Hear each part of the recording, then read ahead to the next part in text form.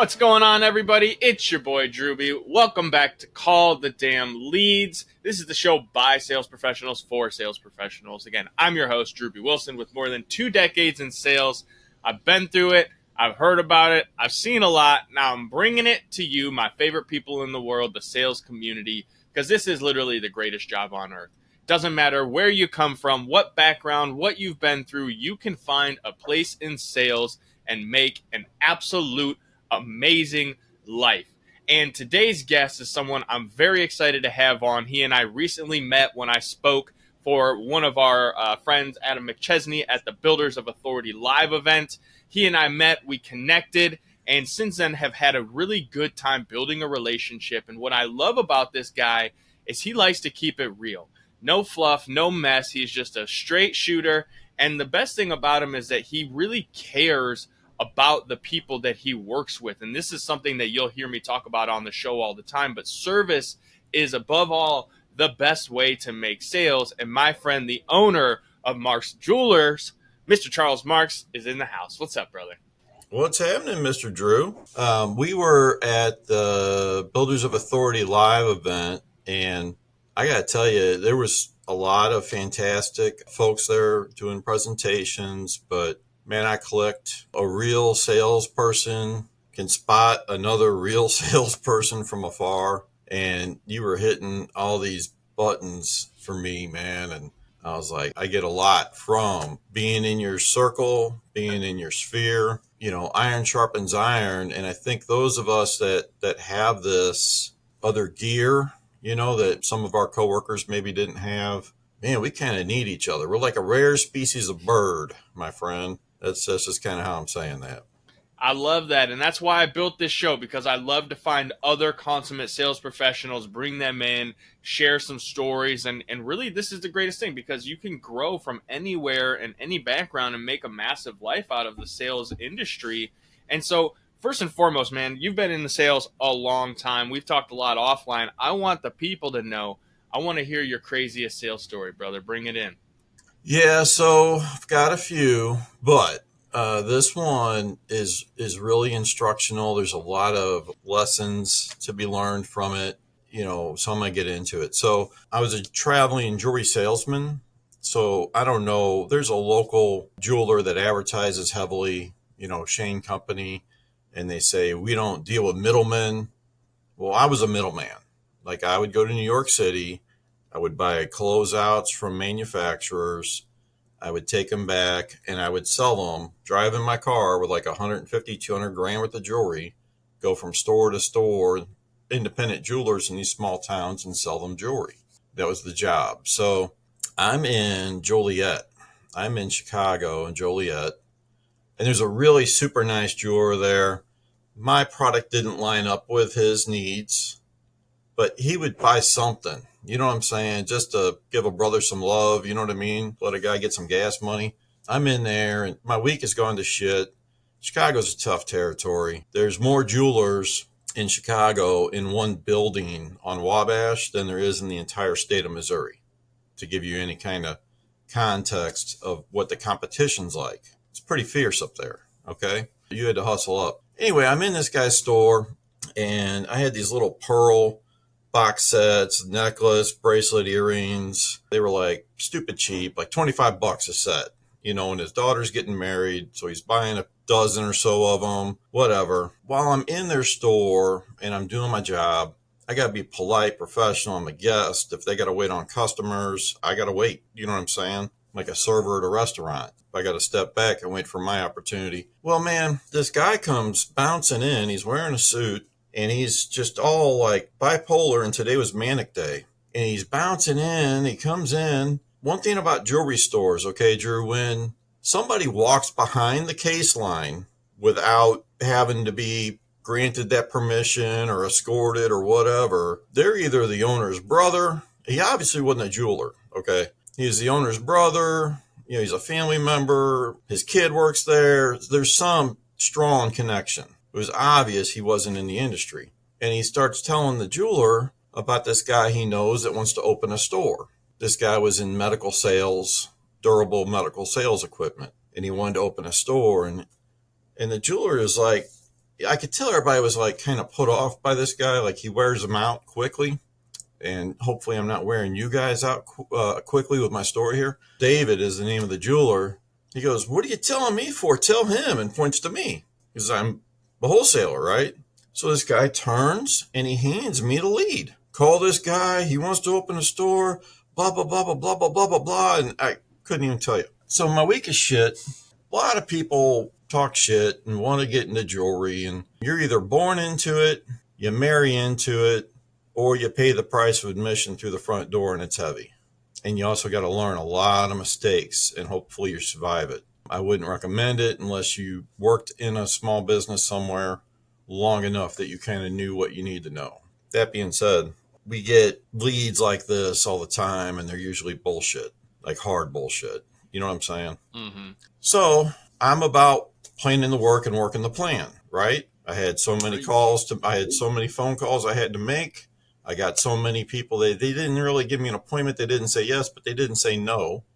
And I felt like I could get the bag open, and that's the job. You know, if I get the bag open, I got a chance to sell something. So I had run my appointments. Now I'm cold calling, right? That's the backup, plan B. See if there's opportunities you can generate. You couldn't get a yes on the phone. Mind you, I'm in Joliet. There's a big prison in Joliet. You know what I'm saying? Mm-hmm. So at the end, like not too far from the prison, there's this little strip center with this liquor store and then like maybe a laundromat or something and this other jeweler. And I pull in, I'm like, okay, in my directory, you know, we got a jeweler's directory. It's got their credit rating, their location, whatnot. I get my bag, I go in, and this dude, and we're talking what, 2006, 2005. This is before neck tattoos were popular. Like if you had a neck tattoo back then, like you were like OG, right? OG, right? Mm-hmm. And your boy didn't have a grill, but he had a lot of gold teeth. You know what I'm saying? And I walked through the door with my bag and he's just smiling. I'm like, "Hey, it's nice to meet you too, man. You know, what you smile?" And he points to the dudes that are sitting outside the liquor store. He goes, "Man, I can't believe that you made it across the parking lot with them sitting there." And I'm like, fuck me, you know, because that's our biggest thing, getting robbed. You know, That's what we're really up on gear for. And a guy wearing a friggin' jacket, collared shirt, wheeling a damn suitcase on wheels into a jewelry store, even if it is half pawn shop, whatever, it isn't hard to put that together. So I figured out there wasn't much opportunity there and I need to get out of there. I exit, you know, thanks, you know, nice to meet you, blah, blah, blah, and leave, get out of there. I'm in the phone and I'm just like, I live in St. Louis. It's 4 or 5 hours home. My week was shit. It was like probably one of the worst weeks of the year. You know what I'm saying? For production and sales. I call my wife. I tell her about this lead. I tell her what went on and she's supportive and helps me get my mindset back. And maybe I finished the day. I don't remember what else happened the rest of that week. I don't remember if I pulled it out and hit my numbers or what. But I followed up on this guy and he wanted to open a jewelry store. And how are we doing on time, Drew? You're good. Cool we're about 10 minutes in, so let's get to it because I got some things I want to pull out of this, but I'm loving the story so far because I've been through the hood, man, and I know that game. Barely have scratched the surface, baby. Let me tell you. I'm a salesman. I'll talk all night if you let me. So the long story shorter, I set up a meeting with this guy and his wife, and we wound up, I had to book a Comfort Inn hotel, the conference room somewhere or breakfast area to do this. And we met. And he was in Southern Illinois. And I kind of start trying to tell him, how to put together a jewelry store, how to inventory a jewelry store. He just wants to do this as legacy for his family. Like he tried to buy other people's stores. Nobody wanted to sell. He wanted to do a legacy thing. I truly tried to talk him out of it. I sincerely, in a first meeting, I'm like, brother, you're not going to make money. This isn't what you think. This is going to be a lot harder than what you're expecting. And I sincerely try to talk him out of it. If you want to make money, you open a pawn shop. That you'll make money at. I'll circle back to that. So we met, no close, but we got further. We set up a subsequent meeting. We did it again, dog and pony show. This time I was really expecting to get the order if we were going to do it. Nothing. And I was getting a little worn out smooth with this dude. I'm like, fuck you. I'm done with you. We're over it. Then he starts getting motivated, I guess, and he's calling. I'm his shit's going to voicemail. I'm not returning his calls. I'm not taking his calls. I don't give a fuck. Okay. So I had a business partner at the time who had a guy in the office, and they're like, Chuck, I'm going to change his name just so we don't have any unintended consequences. We're going to call this guy Doug. He said, Doug's been calling you at the store. He's been calling the shop. He wants, you got to call Doug. You got to call Doug. And they're all like worked up in the light. I'm like, you don't fucking get it. Doug can chill his ass out a minute. So then finally, I let a little bit of time go by, maybe a week. And I send him an email basically saying, look, my time is priority. I've got other people that need to see me. I can accommodate a meeting. But basically, if it's going to be a bunch of bullshit, forget it. Okay, so this time he called and he was apologetic. He apologized for leading me on 2 other times. Came really correct. I said, okay, fine. The order was 120 grand when my average order was about 3,000. Okay, if that gives you any context. Yeah, 3,000 was my average order. 5,000 was my average day. 120 grand, picked out all the jewelry. I told him what classes he needed to take. I told him everything he needed to do. Drove to his credit union. They cut a check for like 85 from his credit union to me. He had a personal check and then a credit card it was all paid in full at the time of the order too, is my point. Hell yeah. 120 closed and paid. The rest of the moral of the story of, was he successful and all that? That's a different discussion. But I think we do the big deals by doing the regular daily business, keeping our posture correct. I've done a lot of talking. I'll shut up and let you kind of jump in a little bit here. I didn't want to interrupt your story because when I think about sales, there's so much more to it than just picking up the phone and calling the damn leads. As much as I try to simplify it to that, which is a big portion of it, relationship building, cadence, understanding that push-pull, and really the big deals do typically come from doing the daily work.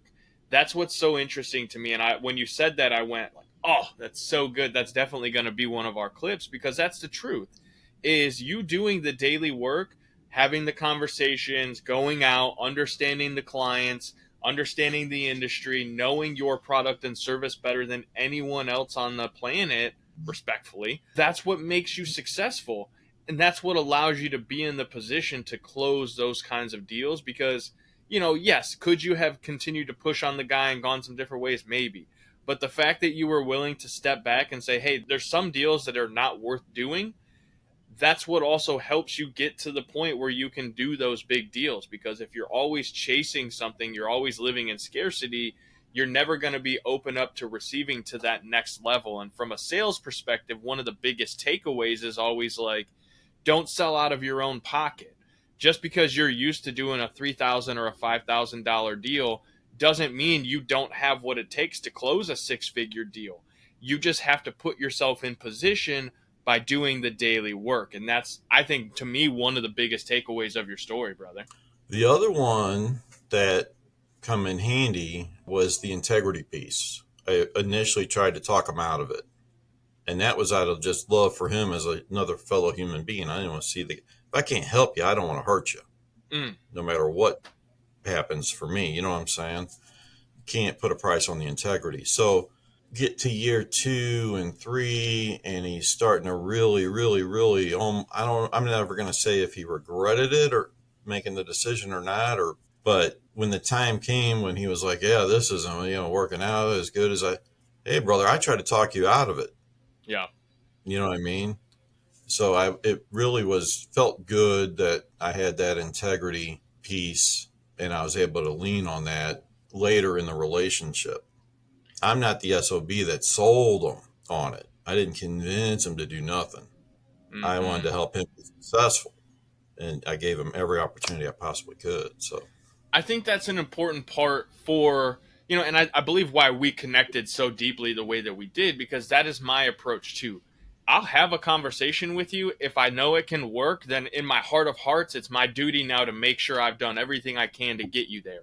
But if I also know that it can't, I'm going to be the first one to go, listen, let me just I know you want this. Let me share my perspective with you. If you still want to do it after that, like, I will do everything in my power to make sure you're in a position to have that result. However, based on experience, knowledge, and education in this industry, here's where I want to open your mind up to seeing some outside the box perspective, because you don't know what you don't know, right? That's why we get in rooms like the Builders of Authority event or the OG crew. Like, that's part of what we do, is we want to get around people who know what we don't, so that we can build that relationship and share. And I think it's so valuable and so important for the listener to understand that if you're in sales, sometimes being the straight shooter and just telling them, hey, this is not going to be the expectation that you're thinking it is, or at least just educating them to a point where they have the ability to make a more informed decision, that's huge. And it will lead you to closing much, much bigger deals. I've had very similar stories. I won't get too deep for the sake of time, but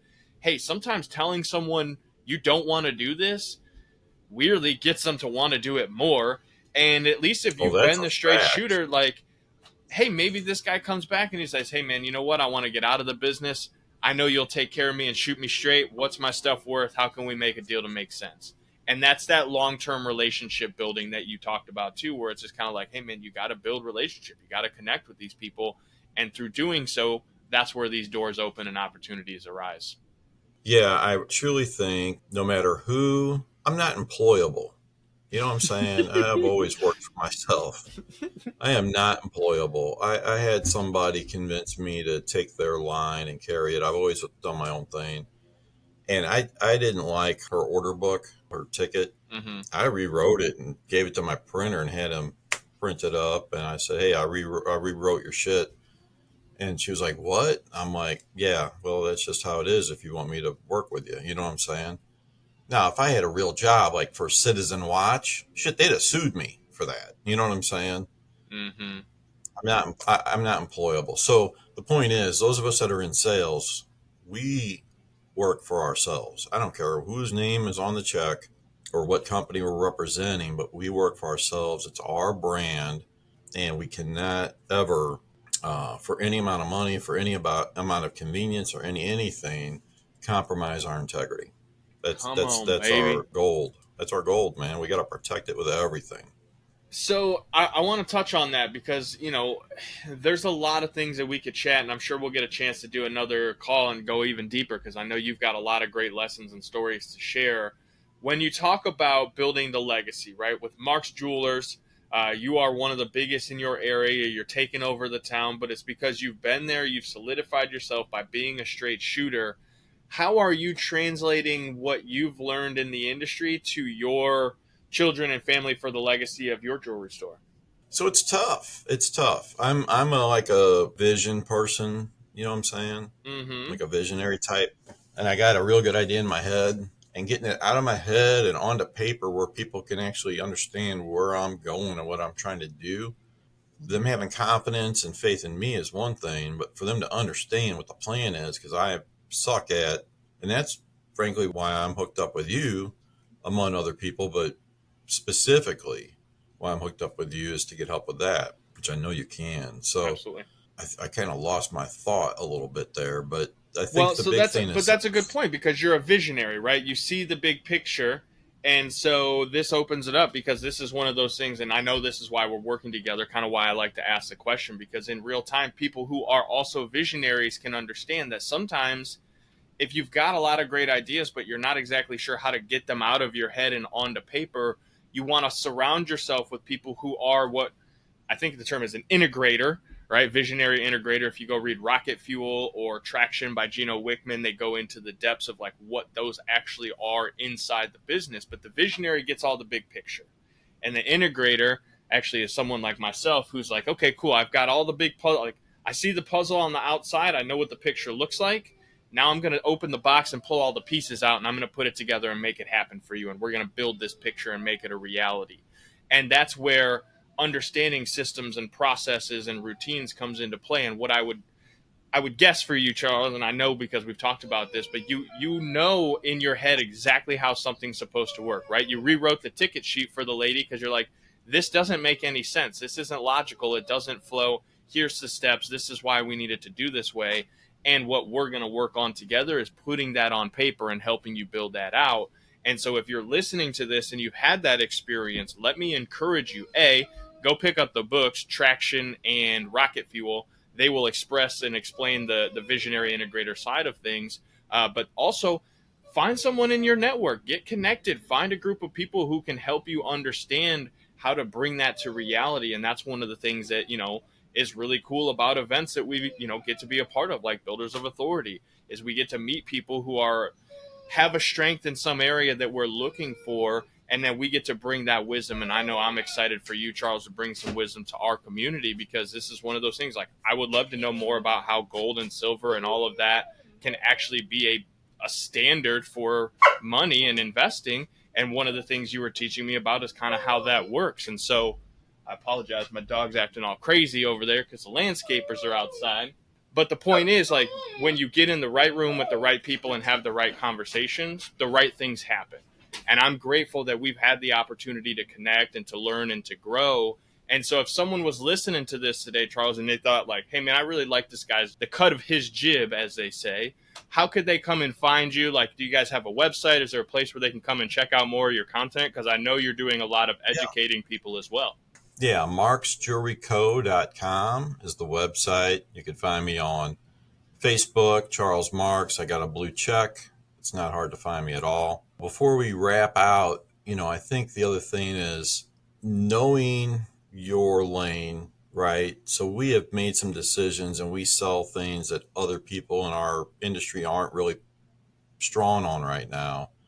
And it's because I very much in my heart of hearts believe this is what is the best opportunity for the customer that's in the market today. So somebody walks in, they got sold by somebody else's flyer or TV commercial or ad. They walk through, they ask for, hey, do you have XYZ?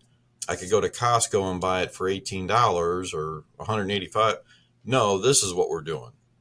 And then I show them and sell them. Instead of taking the order, we sell and we give them the bigger, better deal.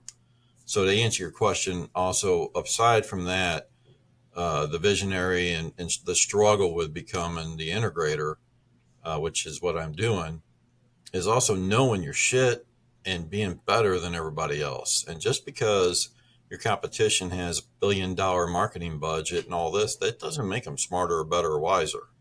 Man, that's the truth. And what's cool is that it's the unicorns, the standout people, the ones who do things differently that break the mold and ultimately go on to create that legacy. And they're the ones who differentiate and change the market forever because they choose not to do things like everybody else just for the sake of doing it like everybody else. And that's one of the things I love about you, Chuck. And one of the things I would say, if you were listening to this, make sure you're following this guy. Make sure you're listening to what he has to say. He's got a lot of knowledge, and where it all comes from is serving the individual, making sure that whoever's on the other side of that transaction is getting exactly what they want and what they need at a price that makes sense. And that's why I'm grateful to have you to be a part of our crew, man. Before we get out of here, I always like to ask this, because let's just say sales is the greatest industry of all time. There's new people coming into this thing every single day. Maybe someone's new, they get here, this is like one of the first things that they happen to find. Lucky them. What piece of advice would you give them on how to go be successful in this industry? So we could do a whole thing on that, but I'd say 3 things that I've done. Our brain is not always our friend. So sometimes I got to tell this motherfucker to keep coming back. Thanks for sharing, but keep coming back. Like, don't listen to our brain. Don't let that inner self talk get in our way. 2, we've got that pure piece of God inside us. That's our gut. And when our gut is telling us something, we got to figure out how to quiet all this shit down and listen to this and go with our gut. And finally, man, don't quit even if your ass falls off. That's a broad advice, but that's to give 3 points. That's it, man. Now it explains why I've got such a flat ass, buddy, because I just won't quit. And even if it falls off, I ain't going to quit. So I'm still running and gunning. I love that advice, man. Thank you so much for sharing. Thank you for taking time out of your busy day to be here with us. It really does mean the world to me that we have an opportunity to build a relationship, to share this knowledge with the community around us. And ultimately, one person's going to hear it. They're going to make some changes. They're going to go out and they're going to do something amazing with their life because you took a moment to share. So don't ever forget how awesome that is, man. And those of you that are listening, if you enjoyed the show, make sure you go follow Chuck. Make sure you share this on social media. Tell a friend about it. Talk about it so that more people can see us. And if you have a crazy story and you want to be on the show, I need you to go to callthedamnleads.com/podcast. Send me your information so we can get you booked in here, man. Appreciate y'all. We'll see you on the next one. Fails, call the damn leads. That's it, baby. You were just finishing up for me because that's what I always like to say. You guys know what it is. Thank you, Chuck, for being here. As always, I'll remind you, we'll see you on the next one. Go call those damn leads. Take care, y'all.